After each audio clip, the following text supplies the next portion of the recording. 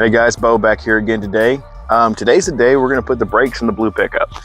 Now, today's as good a day as any to do it. I've kind of been waiting around to do this. I haven't been in too big of a hurry to take care of this, but I'm not looking forward to it because it's got drums in the rear, and my skill set with drum brakes is slightly limited. So we'll knock the fronts out first, and then we'll toy with the rear.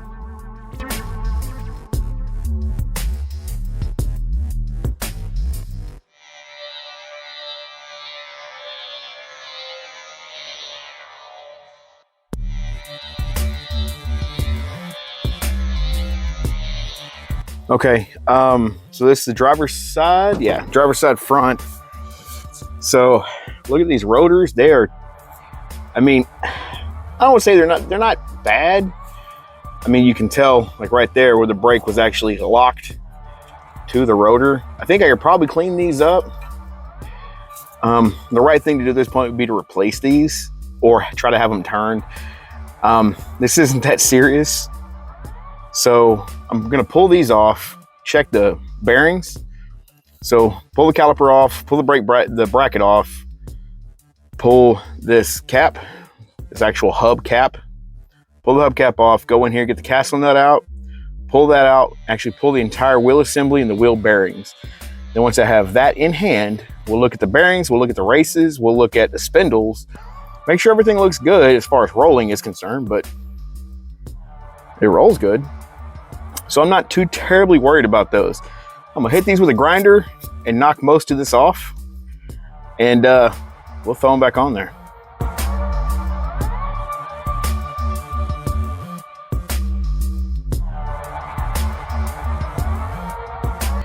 Okay, so I got the brake caliper off, I got the cap off, which is just, you saw a little cap. Anyways, so right here, I have this Carter key or Carter pin going through the spindle here. So I have to straighten it out with a pair of pliers like this, and then just tap it back up through the hole.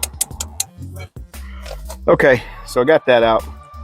So next thing we're gonna do now, so this nut shouldn't be very tight, like at all, ever. So yeah, you just spin it out like that. So once you get this nut out,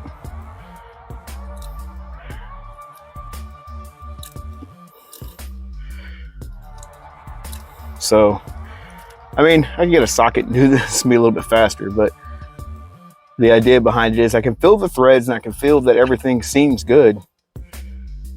The grease is, I mean, old, but hell, it's been sitting in a tree forever. And once you get to this point, I should be able to grab this and pull it right off. This thing hasn't been off the truck since probably they built it. Yeah. That's the rear seal right here. Oh, I'm sorry, here's the wheel seal. Oh, wow. Dirt dauber nests and all kind of other, oh, sorry, let me get you in frame. All kind of, God knows what off in here. So, is that an ant bed? Huh. So, that's one of them off.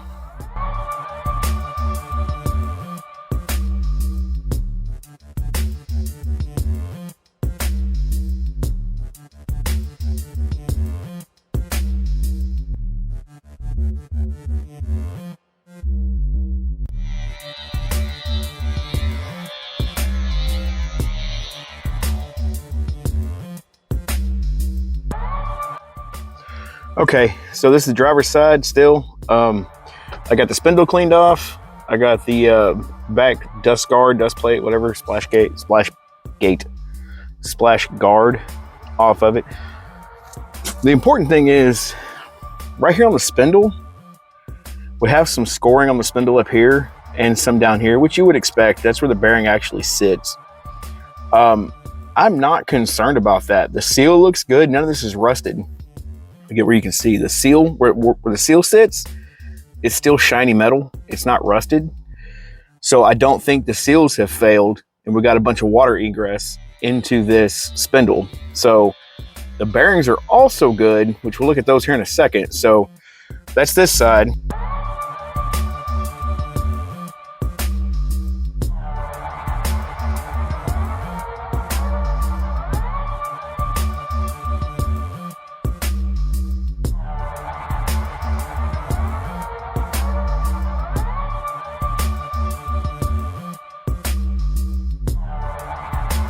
Now here we are on the passenger side. So the same idea, a little less scoring up here where the bearings ride. So maybe it has a bad bearing over there, maybe not, but the same idea. This is still nice, shiny, fresh metal, parked under a tree for 30 years, neglected for 30 years, and this is still clean. That means my hub seals were good, front and rear, or outside and inside. So the grease in here was a little gummy. So we're gonna clean it all up, repack the bearings, repack the seals, and throw it back together. I don't see any reason we can't run these like it is.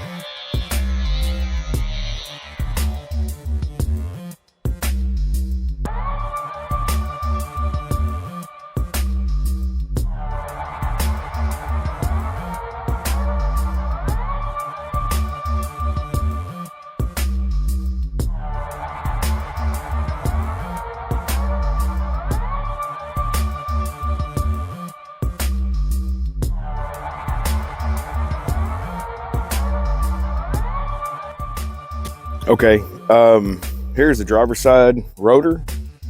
That's the side that's really tore up over here. So I want to point out, I pulled the bearings out. Well, the outer bearing. The inner bearing, I also pulled out right here. So the seal was in here just like this seal. I pulled it out with a flathead screwdriver, just got under it right here and just pried on it a little bit, worked around till it popped out. But the reason why I did that is to get to the bearings. So this bearing here is the outer bearing, and they look to be in really good shape. That's the outer bearing. The inner bearing is bigger, comparatively speaking. So the inner bearing, or the inner bearing, and the outer bearing. So the outer bearing, or the inner bearing, looks just as good. I don't see any scores or scratches, just old grease, a little bit of dirt. They don't feel loose. They're not like sloppy.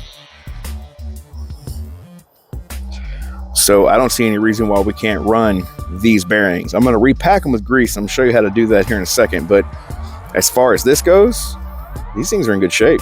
Lip right there where my finger is, that's where the actual bearing rides at. That's called the race. So the bearing sits in there and races around on that little track. That's why it's called a race.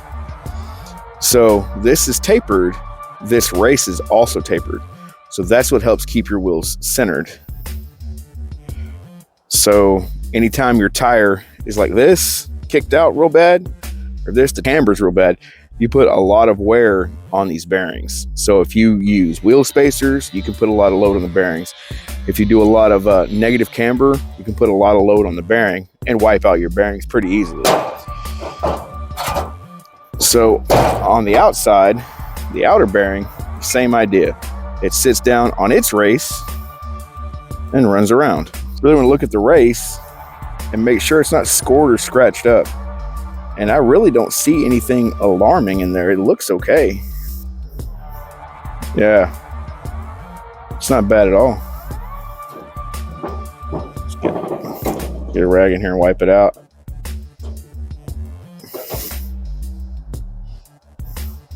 Very clean. It's a very, very clean race, especially for being neglected for all these years. All right, let's discuss packing bearings. Okay, so I'm going to show you. I cleaned these bearings out with some brake parts cleaner, and I got pretty much everything out of it, but there's a little bit of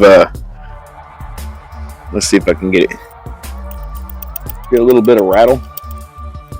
So a little bit of rattle tells you there's no grease at all in these bearings. So what I'm going to do is, I did that on purpose. I wanted to clean out the old grease because it was kind of clumpy and just dirty.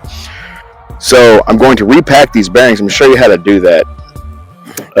They make different devices to pack bearings with, but I was taught the old, quote unquote, old school way to do it, which basically manually with your hands, right? So get a big dollop of grease, put it in the palm of your hand just like that. Now take your bearing, and you got this open end here, and then all you want to do is just grab a little bit and push it in there. Grab a little bit, push it in there. You keep grabbing more and more of this. Make sure I'm in frame here. Yeah. Keep grabbing more and more of this until you see the grease come through the wheels of the bearing. Turn it around, turn it a little bit, and just smoosh it. Just a little bit here, a little bit, and you just basically raking the grease off your hand with the bearing. That's basically it. That's one packed bearing. So now let's pack the outer bearing. Same idea. So, as you can see, I ran out of grease. So let's get a little bit more, and let's grab the other two wherever they went.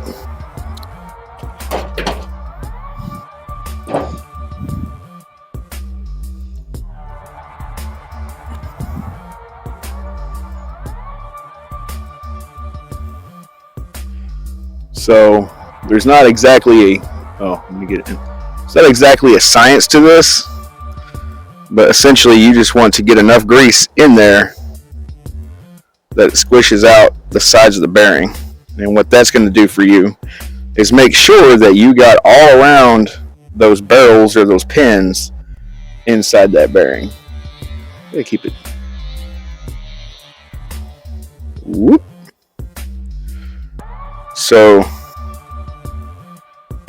get the bearings packed, just raking it off in there a little bit.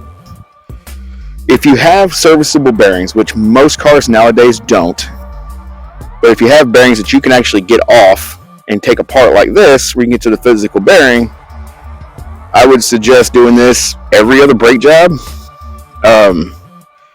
You don't have to, but it's just like anything. I mean, you don't have to change your oil, but if you want it to last for a long time, it's probably best if you do. You can see that's packed all the way up to the top. See right there? So that's grease coming all the way out to the top. So that tells me that from the bottom of the bearing all the way up through the bearing to the top is full of grease. So that one should be good. Let's get the little guy here. This is going to be outer bearing. Let's do the same thing. We'll grab a little bit, scrape it down, and push it in. Push it in. Just like that. I think most cars nowadays are called sealed bearings, or they're not serviceable. You just buy a whole wheel assembly hub, which is a bit wasteful in my opinion, because this is the part that's broke. Why can't you just take this part out, replace this part, instead of replacing the whole damn wheel assembly? I mean, I don't know. I know for ease of manufacturing, that's the reason why they do it. It's easier. You don't have to have somebody putting these things together. You can have a robot putting down, coming out the top there. You can have a robot putting together wheel bearings, but I don't know.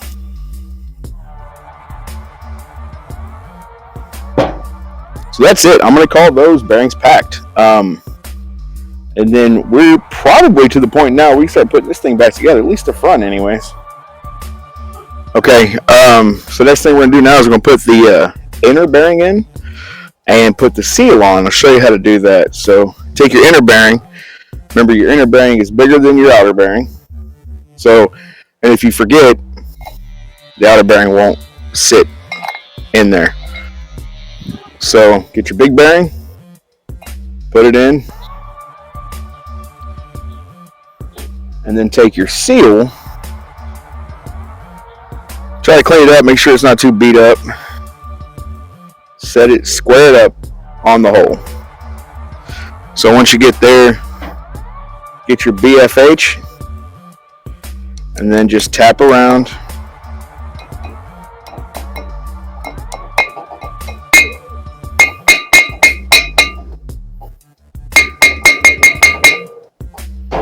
There you go. The seal is in, and it should be flush with the rotor right here on your hub. So that's seated. Okay, so that's the first day done. Some of you may say, just go take it somewhere and have them do the brakes. And for y'all, that's fine. But for the rest of us, doing it yourself can be very satisfying. There's something to be said about job satisfaction. Plus, when you do something like that yourself, you know exactly what you did, you know what you touched, you know you didn't cut corners, you took your time. So knowing that is fairly reassuring. So now that all that's done, we have the hubs are assembled with the new bearings, the rotors. So tune in next week, we'll put all that on the truck with the new calipers, spoiler alert, the new pads, and we'll get the front end buttoned up. So thanks again for stopping in and checking out this video. And if you're new here, feel free to subscribe. I'd greatly appreciate that. You can leave a comment, ask any questions that you want, or make any suggestions. And remember, just because you don't know how to do something doesn't mean you can't figure it out. Y'all have a great day.